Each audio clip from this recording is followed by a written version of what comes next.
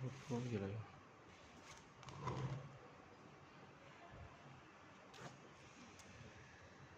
Assalamualaikum warahmatullahi wabarakatuh. Ya, apa kabarnya murid-murid sekalian? Ketika pembelajaran daring, semoga bisa mengistirahatkan pikiran kita, hati kita, ya kan? Yang biasanya harus masuk sekolah, harus bangun pagi, harus siapkan baju, siapkan buku. Kali ini pembelajaran daring sedikit memudahkan, tapi semoga tidak luntur semangatnya untuk belajar. Pada pertemuan kali ini Ustadz Rifat nggak mau zoom. Kenapa nggak mau zoom? Karena mungkin tidak semua bisa ikut zoom, jadi Ustadz buatkan video aja. Nah, siapa yang tahu kebiasaan masyarakat Arab sebelum Islam masuk? Ada yang tahu enggak? Yang pertama ada apa? Kebiasaannya nomor 1 mabukan.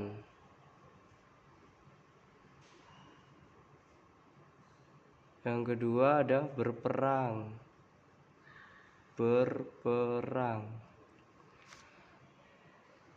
Kemudian yang ketiga ada membunuh anak perempuan ya. Sudah sama-sama tahu kita membunuh anak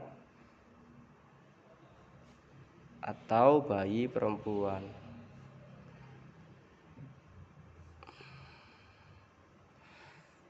Nomor 4 apa? Kebiasaan bersyair. Ini ya, kebiasaan buruk bersyair, mengagungkan suku mereka sendiri.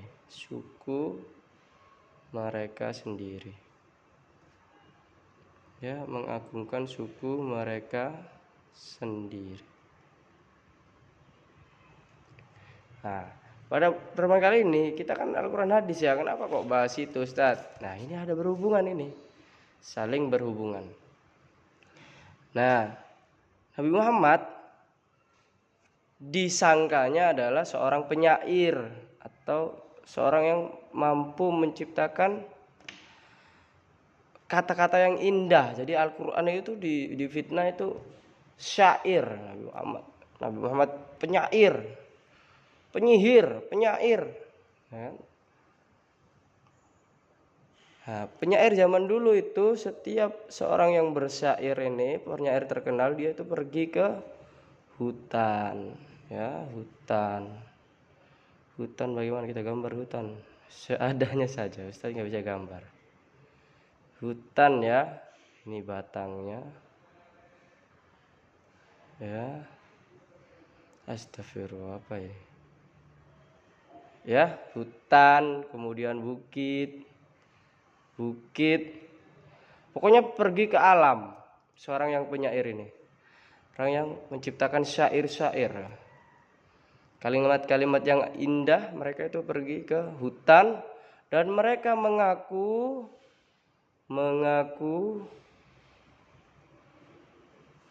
punya sahabat syaiton. Sahabat alias syaiton. Jadi mereka berteman dengan syaitan untuk mendapatkan syair-syair yang bagus. Nabi Muhammad difitnah itu. Ketika setiap malam, ketika wahyu turun itu, setiap malam Nabi Muhammad itu sholat malam. Kemudian turun malaikat Jibril menyampaikan wahyu. Setiap malam Nabi Muhammad bacakan itu, terdengar oleh tetangganya. Oh, setiap malam Muhammad bersyair, kata orang-orang kafir. Kemudian apa? Selama 12 sampai 15 hari, kalau di buku ini disebutkan 2 sampai 3 hari karena Nabi Muhammad sakit. Itu nah, ini ya. Pakai pensil. Selama 2 hari, 1 atau 2 hari, karena sakit, maka kaum muslimin mengejeknya Muhammad ditinggalkan sahabatnya Jibril. Nah, kalau orang-orang penyair zaman dulu ditemani siapa? Syaitan. Ya, kalau Nabi Muhammad bukan ditemani syaitan, melainkan ditemani malaikat Jibril. Ketika setiap malam dibacakan Al-Quran, tetangganya itu dengar. Suatu saat Nabi Muhammad gak bunyi itu malam. Ketika sholat malam gak bunyi. Wah, Nabi Muhammad sudah ditinggalkan sahabatnya Jibril, difitnah kayak gitu. Difitnah. Buktinya nggak bunyi itu, sudah ditinggalkan sahabatnya Jibril. Sudah lama, kurang lebih kalau di buku 1-2 hari, kalau yang Ustadz cari itu 12-15 hari, barulah turun surat Ad-Duha ini khusus ya untuk menjawab momen ini. Yang awalnya mereka diam ya, ketika Nabi Muhammad membacakan ayat-ayat Al-Quran itu diam, di setiap malam mereka diam. Tapi ketika nggak bunyi mereka baru bersuara.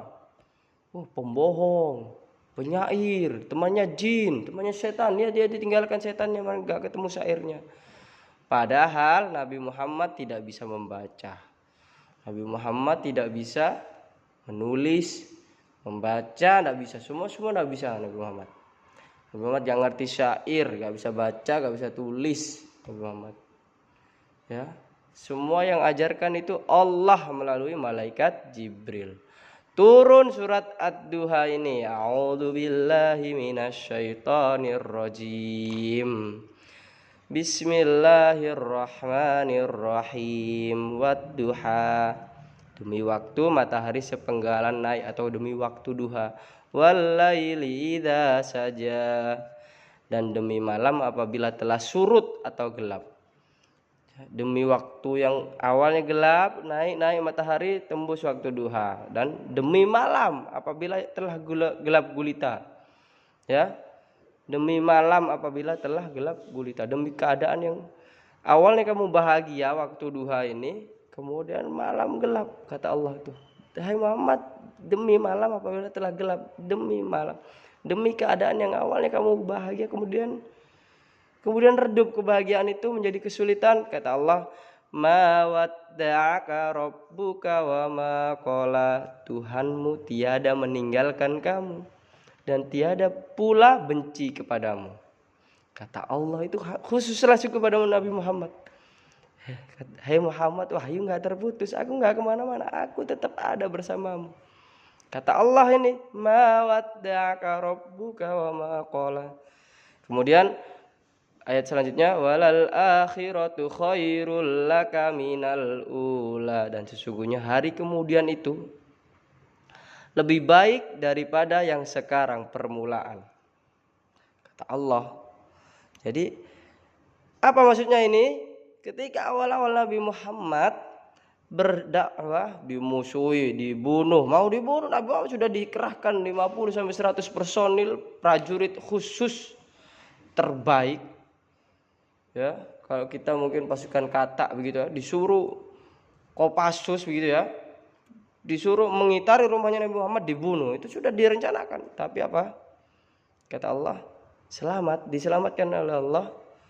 Ya, jadi awal-awal susah sekali, bahkan dibunuh, dicaci maki, diludahi dan sebagainya. Kemudian apa? Di akhir turunlah surat An-Nasr, idza jaa nasrullahi wal fath, apabila datang kemenangan. Ya, idza jaa nasrullahi wal fath wa ra'aitan nasa yadkhuluna fi dinillahi afwajah. Ya, di saat itu mereka semua berbondong-bondong masuk Islam. Banyak orang mau masuk agama Allah. Ya, jadi Al-Fath, An-Nasr itu kemenangan, bukti kemenangan, surat kemenangan. Jadi umat Islam berhasil mengislamkan seluruh jazirah Arab. Itu akhirnya. Kemudian lebih akhir lagi di akhiran nanti. Tapi kata Allah, sabar ya Nabi Muhammad sabar ya, kata Allah. Nah, awal-awal memang susah. Tapi nanti itu lebih baik daripada hari ini, kata Allah itu, menguatkan Nabi Muhammad.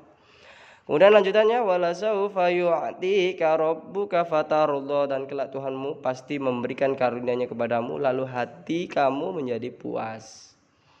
Ya, sabar aja Muhammad, kamu dicaci, dimaki, sabar aja. Nanti Allah akan berikan kepadamu karunia dan hatimu menjadi puas, kata Allah begitu. Kemudian alam yajidka yatiman fa'awa, bukankah dia mendapatimu seorang yatim, anak yatim, lalu dia melindungimu? Nabi Muhammad itu, ya, mohon maaf, ya, ketika lahir, ketika masih dalam kandungan nih, gak bisa gambar Ustaz Rifat, ya. Dalam kandungan nih, ya, dalam kandungan seorang ibu, ya, ayahnya meninggal. Ayahnya meninggal. Ketika lahir dicari, gak pasti tadi ya. Ya, ketika Nabi Muhammad dalam kandungan ayahnya meninggal. Ketika lahir mau diburu, makanya dititipkan oleh Halimatus Sa'diyah selama 4 tahun, ya, 4 tahun bersama Halimatus Sa'diyah. Halimatus Sa'diyah. Kemudian ikut ibunya selama 2 tahun. 2 tahun ikut ibunya.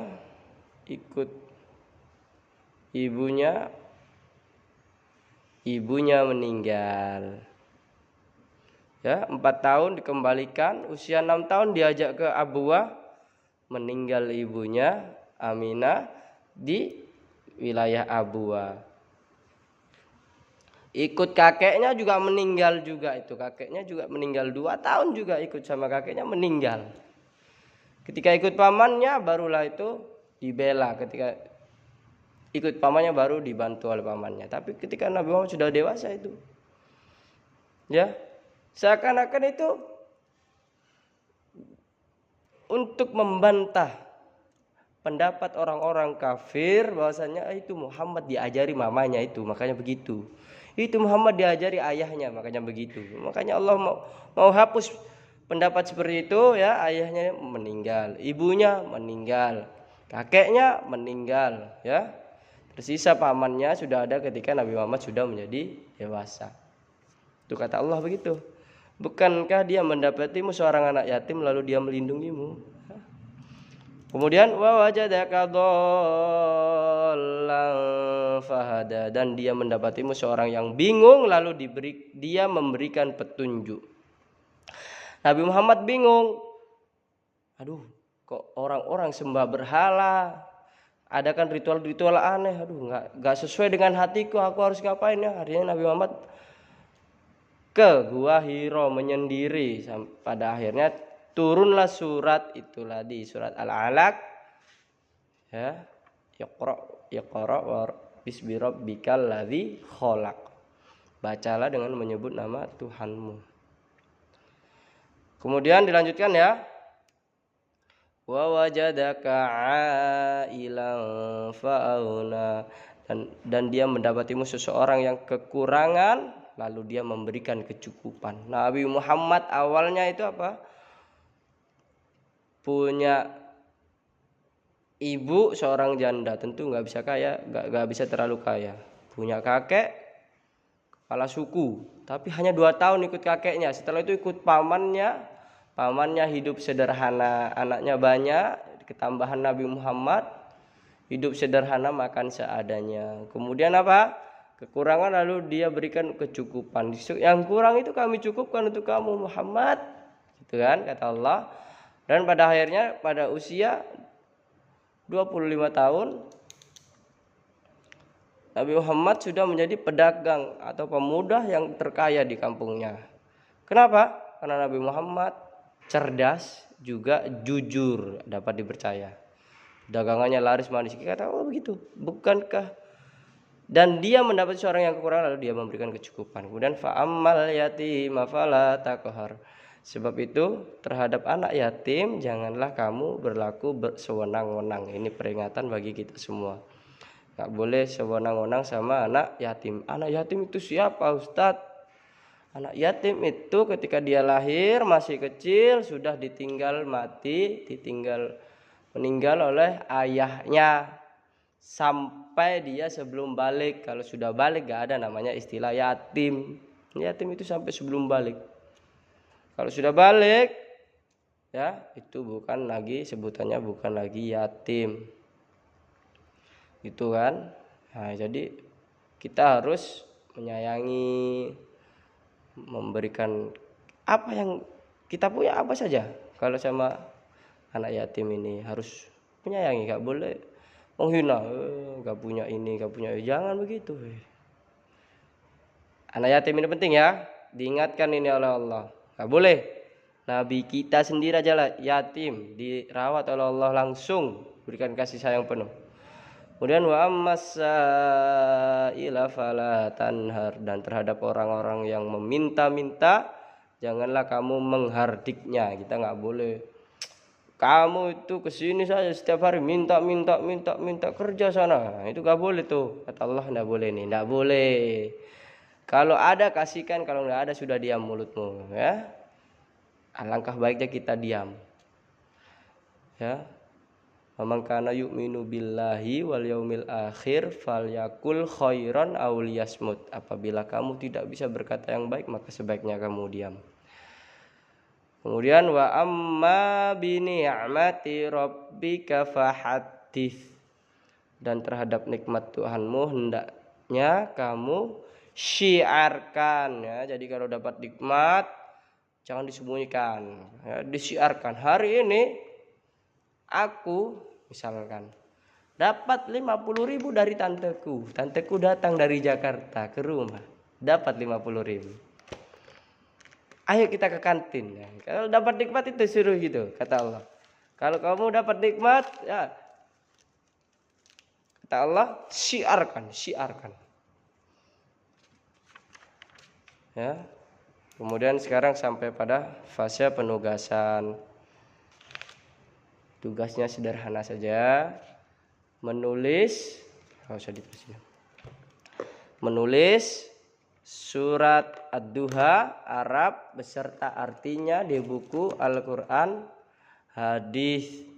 Besok hari Kamis dikumpulkan menulis. Tugasnya begitu saja, menulis supaya tahu Arabnya, anak-anakku sekalian juga supaya tahu artinya juga, menulis dan juga dihafalkan surat Ad-Duha. Itu ya. Sekira itu yang bisa Ustaz sampaikan. Kurang lebihnya mohon maaf. Dipahami video ini, jangan sampai dibiarkan berlalu, karena boleh jadi apa yang Ustaz bilang hari ini itu keluar di SAS besok kenaikan kelas, ya. Saya kira itu, ya. Assalamualaikum warahmatullahi wabarakatuh.